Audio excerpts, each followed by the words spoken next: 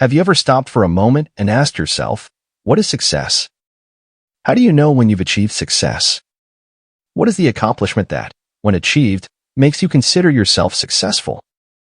Surely, the definition of success varies from a person to another. For you, success may mean accumulating wealth, while for someone else, success may mean losing excess weight, and for another, success may mean reaching an important position. Regardless of your definition of success, you must know that your definition of success must include the following. Otherwise, you cannot consider yourself successful even if you've achieved your goal. So, what are these things? But before we mention them, I want to let you know that this channel is dedicated to creating detailed summaries of self-development books. If you're interested in this type of content and want to improve your life, be sure to subscribe and give us a like. Now, let's get started.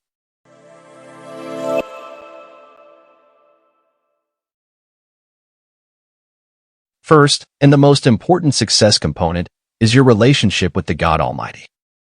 It's impossible to be successful in any way if your relationship with your Creator is poor.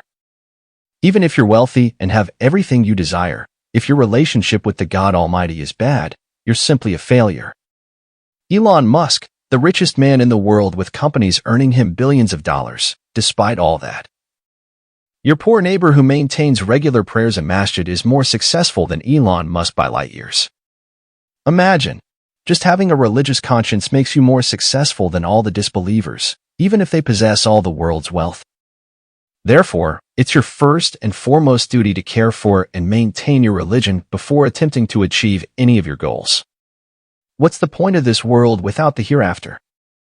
The first and simplest thing you can do to ensure you're not a failure is to maintain regular prayers, especially the Far prayer. If you do that, God willing, you won't be a failure. The second and most important thing is your physical health. No matter how successful you are in life, it's very difficult to call yourself successful if your physical health is poor. Millionaires and billionaires wish they could exchange all their wealth for better health after suffering from illnesses and reaching an age where their physical condition deteriorates. Personally, I know people who have millions of dollars and own companies, but their health is poor, and I say it honestly.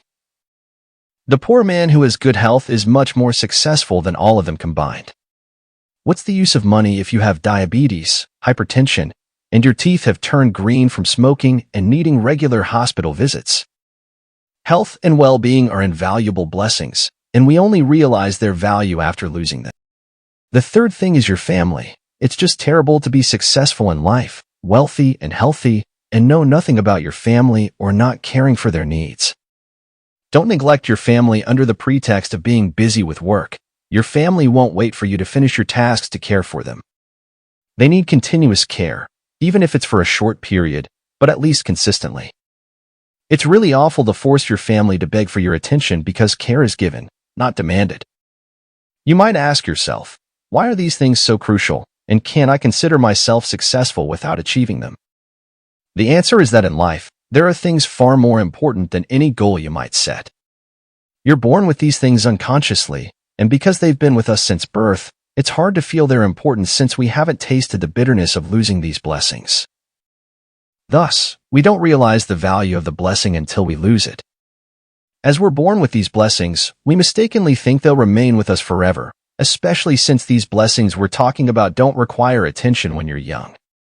You won't be punished if you don't pray at the age of 5, or exercise at the age of 10, or take care of your family's needs when you're a child, or get married and have children who need care before you're at least 18.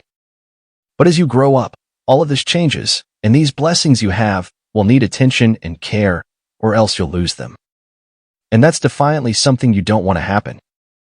And of course, we must clarify an important fact here. We're not diminishing the importance of any of your goals.